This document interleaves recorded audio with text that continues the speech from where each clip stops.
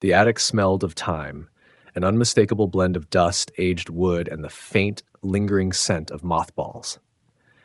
The space was dim, lit only by a single bare bulb hanging from the low ceiling, its light flickering intermittently like a heartbeat struggling to steady itself.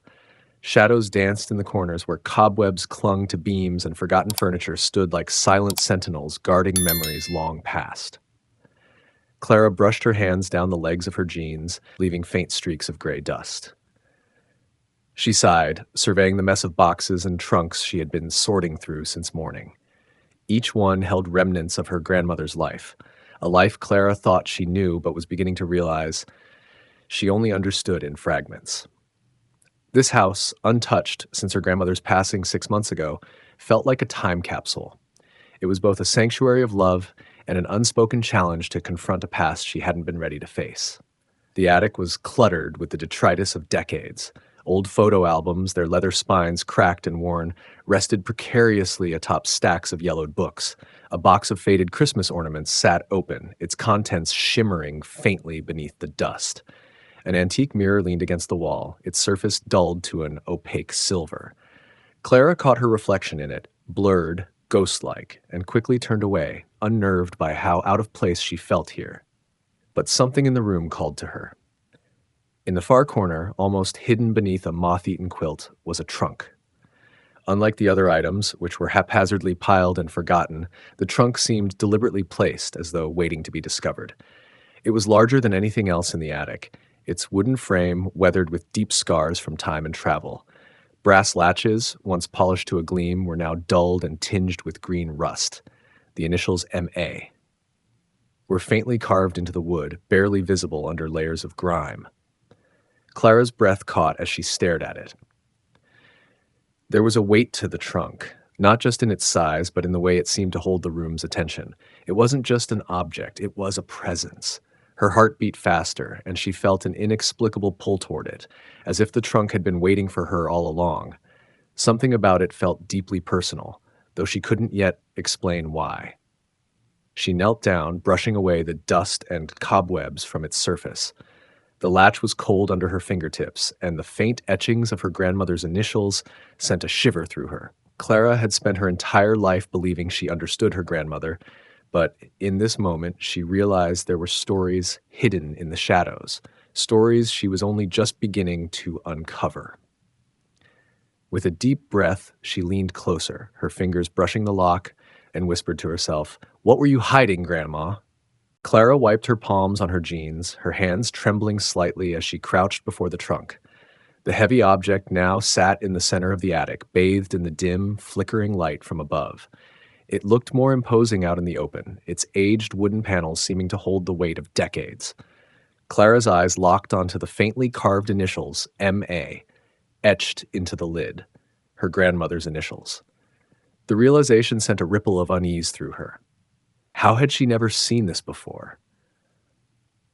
Clara had spent countless summers in this house as a child, playing hide and seek, rummaging through her grandmother's belongings and hearing stories about their family's past. Not once had this trunk been mentioned. It felt as though it had been intentionally kept from her, tucked away in the shadows of this forgotten attic. She ran her fingers over the carved letters, tracing their edges as if trying to understand their significance. The surface of the trunk was rough, with deep scratches and nicks that spoke of age and use. There was something intimate about the initials, as though her grandmother had marked the trunk as her own in a time long before Clara had been born. At the center of the lid was a small brass keyhole, the metal dulled by tarnish but unmistakably ornate. Clara leaned in closer, examining the intricate filigree surrounding the lock.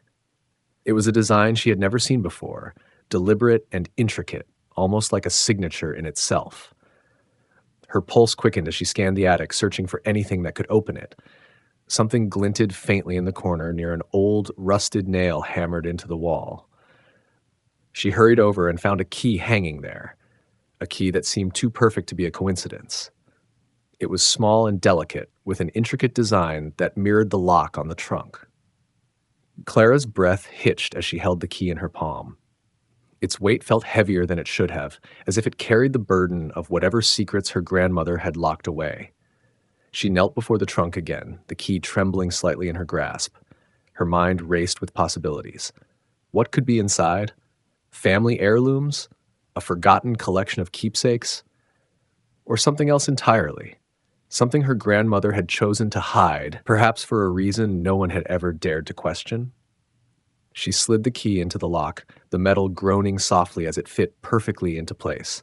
Her heart pounded in her chest, each beat louder than the last. The click of the lock releasing echoed in the quiet attic, sharp and final, like a door opening to a secret she wasn't sure she was ready to uncover. Clara hesitated, her hand resting on the edge of the lid. A chill crept up her spine, though the attic was warm and still. She could feel the weight of the moment pressing down on her. Whatever lay inside this trunk would change something, she was certain of it. Her fingers gripped the edge, and she took a deep breath. "All right," she whispered to herself, "here we go." With a push, the lid creaked open, and the stale air inside the trunk rushed out like a sigh from the past. Clara leaned forward, her eyes widening as she gazed into the shadows of the trunk's interior. The lid creaked as it fully opened, and Clara leaned back slightly, almost hesitant to peer inside.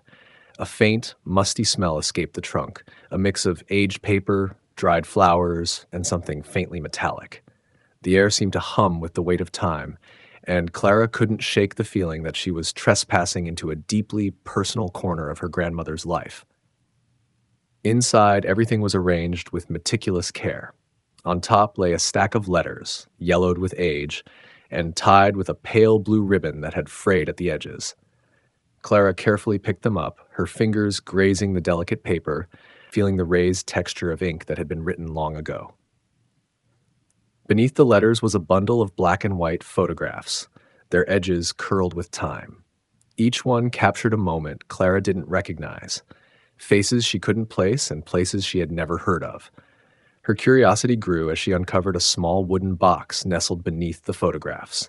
It was beautifully carved, its surface etched with floral patterns and symbols she didn't immediately recognize. The lid lifted with a soft creak, revealing a few pressed flowers and a delicate silver locket. Inside the locket was a photo of her grandmother, young and radiant, standing next to a man Clara didn't recognize. Frowning, Clara continued her exploration. Her hands brushed against fabric, soft and cool to the touch. She carefully lifted it, and her breath caught in her throat. It was a wedding dress. Pristine white, the lace and embroidery still intact, though the design was unmistakably vintage. Clara's mind raced. This wasn't her grandmother's wedding dress. She had seen pictures of her grandmother's wedding to Albert, her grandfather, and that dress had been completely different, a simpler design without the intricate detailing of this one. What's more, this dress was much smaller, tailored for someone more petite. Clara's hands trembled slightly as she unfolded it, the delicate fabric sliding through her fingers. Questions buzzed in her mind, unanswered, and growing louder with every passing second. Who did this belong to? Why had it been hidden? It wasn't until she placed the dress aside that she saw the photograph. It had been lying beneath the folds of the dress, as if waiting for her. Clara picked it up, holding it close to the dim light of the attic bulb. Her heart skipped a beat. The photo showed her grandmother, younger than Clara had ever seen her, smiling in a way that radiated joy. She was standing arm in arm with a man Clara didn't recognize, a man with dark hair, a strong jaw, and an unmistakable look of adoration in his eyes. The two of them were dressed for a wedding, her grandmother in the dress Clara had just found, and the man in a classic black suit. Clara turned the photo over, her hands shaking slightly. Written in her grandmother's neat handwriting were the words, "Martha and Henry, 1953, our wedding day." The world seemed to tilt around her. Clara's mind reeled as she tried to make sense of what she was seeing. Her grandmother had been married before, and to someone named Henry? This didn't make sense. Her grandfather's name was Albert, and they had been married for as long as Clara could remember. Why had her grandmother never mentioned this? And why was it hidden in a trunk, locked away like a secret no one was ever meant to discover? Clara sat back on her heels, the photo still clutched in her hand, her thoughts spinning. If her grandmother had been married to Henry, what had happened to him? Had he died? Had their marriage ended in heartbreak or tragedy? Or had her grandmother simply walked away? She glanced back at the wedding dress, now draped over the edge of the trunk. It no longer seemed like just a beautiful garment. It was a symbol of a life her grandmother had lived and kept hidden from everyone. Clara's chest tightened as she realized the truth. She didn't know her grandmother as well as she thought, and she couldn't shake the feeling that this was only the beginning of a much larger story. Clara sat cross-legged on the attic floor, the stack of letters trembling slightly in her hands. The ribbon that had bound them together was delicate and faded, as if it might disintegrate with a single tug. She loosened it carefully, her heart racing with both anticipation and dread. Each envelope bore her grandmother's handwriting, elegant and precise, with a grace that spoke of a bygone era. The first letter was dated January 1953, written on crisp stationery that had yellowed with time. Clara unfolded it and began to read. My dearest Henry, today was perfect. The way the snow fell as we walked through the park made the world feel like it was ours alone. I can't remember the last time I laughed so much or felt so sure that I am exactly where I'm meant to be, with you. Clara's throat tightened as she read the words, feeling the love and joy that her grandmother had poured into them. Letter after letter painted a picture of a whirlwind romance between Martha and Henry. They had met at a local diner where Martha worked as a waitress. Henry was a traveling salesman, charming and kind, with a penchant for writing poetry on the backs of napkins.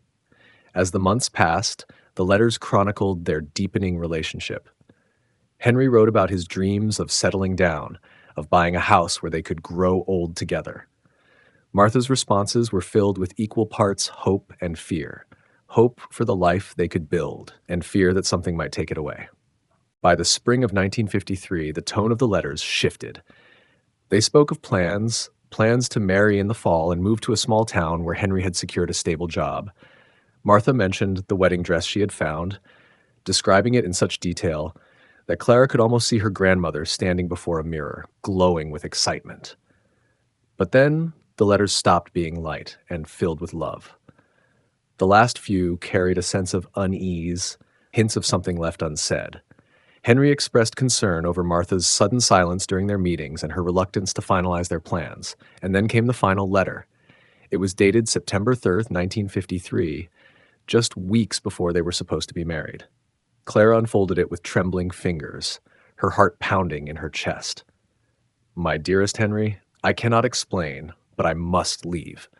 Know that I will always love you.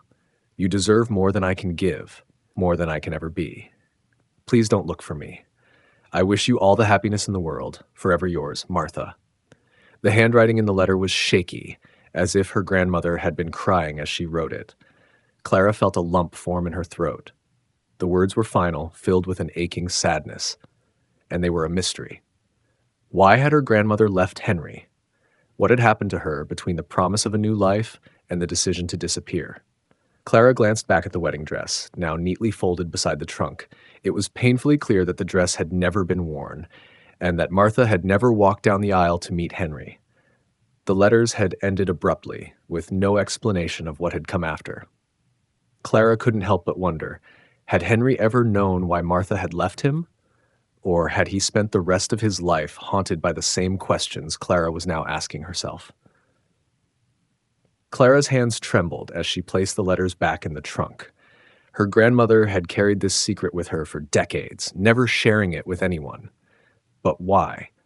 What had been so painful or shameful that she felt the need to hide it even from her family? As she sat in the stillness of the attic, surrounded by the artifacts of a life she had thought she understood, Clara made a decision. She had to find out what had happened to Henry, and more importantly, she had to uncover the truth about her grandmother, a woman who had loved deeply, sacrificed greatly, and lived a life far more complicated than Clara had ever imagined. Clara couldn't sleep that night.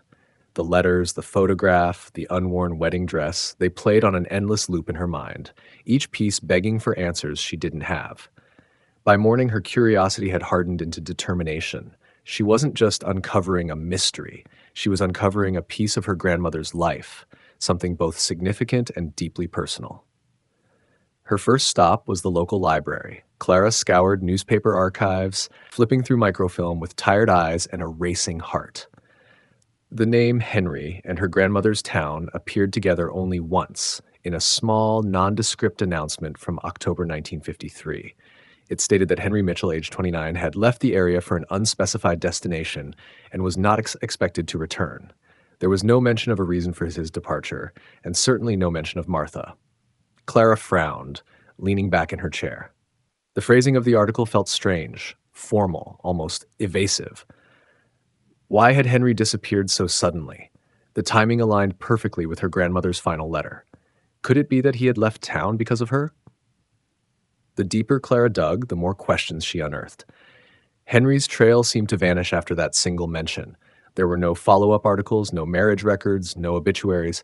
It was as though he had evaporated, leaving only a ghostly imprint behind. Still, Clara wasn't ready to give up.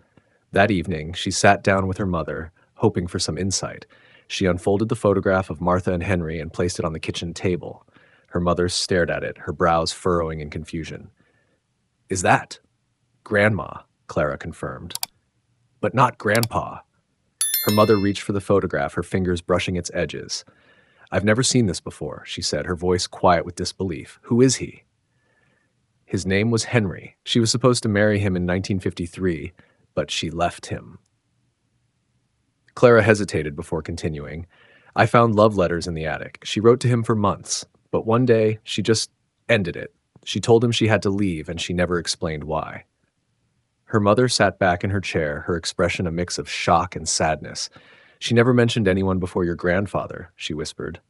"Not once." "Did she ever talk about that time in her life? About 1953? Clara pressed. Her mother shook her head slowly, her gaze distant. "No. I mean, she talked about her childhood, about raising us kids. But that year? Never. Anytime I asked her about her early 20s, she'd brush it off or change the subject. I always thought it was because she didn't want to dwell on the past, but..." Her voice trailed off as she looked back at the photograph.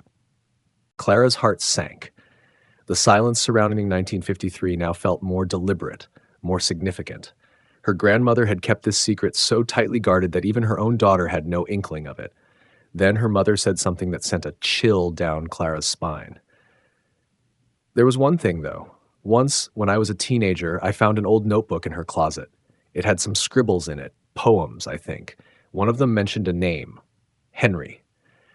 When I asked her about it, she just smiled and said, "Some names are best left in the past."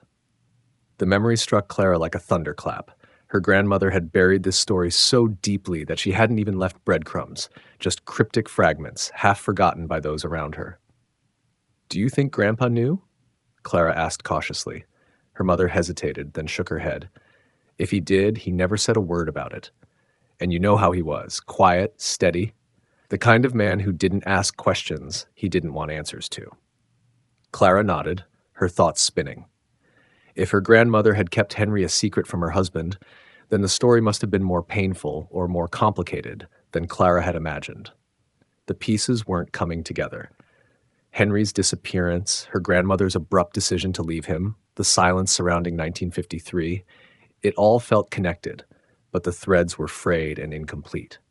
That night, Clara sat in the attic once more, surrounded by the remnants of her grandmother's life. She picked up one of the letters and read it again, searching for something she might have missed.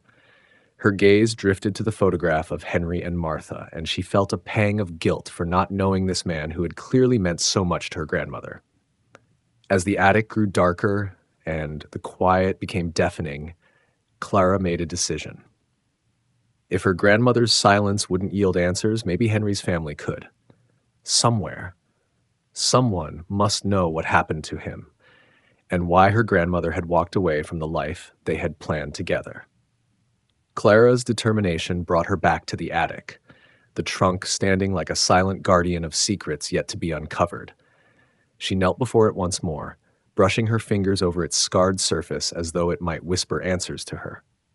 Something about the letters and the photograph told her that there was more to this story, more hidden beneath layers of time and secrecy. She began sifting through the remaining contents, her movements methodical, her heart racing with anticipation. Beneath the small wooden box where she had found the locket, her fingers brushed against something cool and metallic.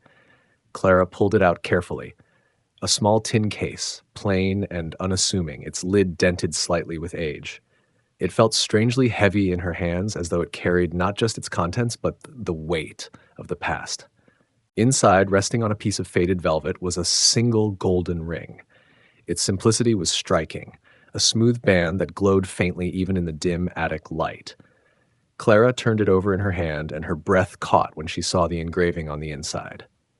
M&H, Martha and Henry. Her chest tightened. This wasn't just a keepsake, it was a symbol of a promise that had never been fulfilled.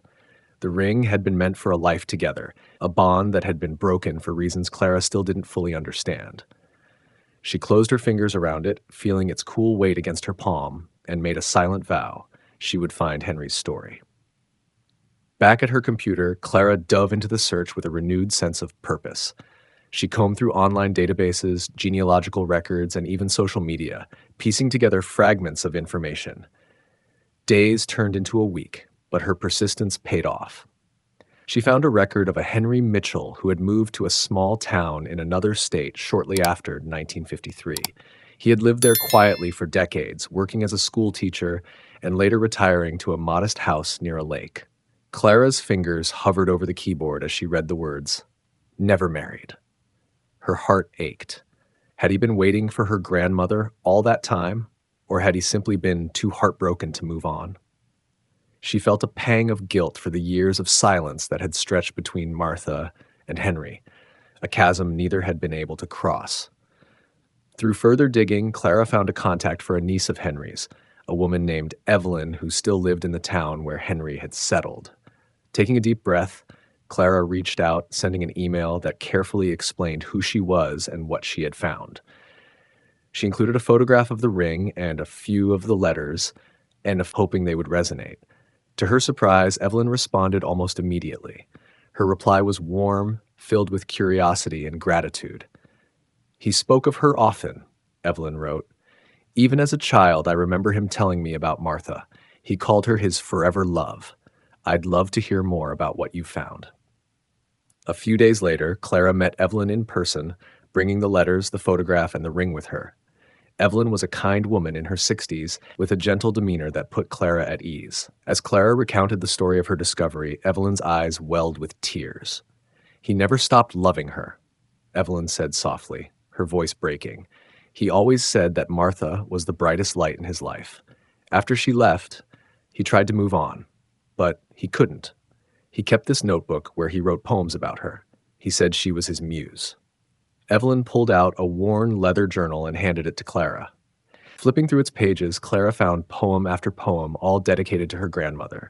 The words were raw and beautiful, filled with longing and heartbreak. Henry had poured his soul into these pages, trying to preserve the love he had lost. As Clara read, Evelyn continued, "I asked him once why he didn't hate her for leaving. He just smiled and said, 'You can't hate the person who gave you the best days of your life.'"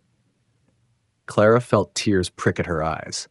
This was a love story unlike anything she had ever known, one that had endured despite separation, silence, and time. She placed the ring on the table between them, watching as Evelyn's face lit up with recognition.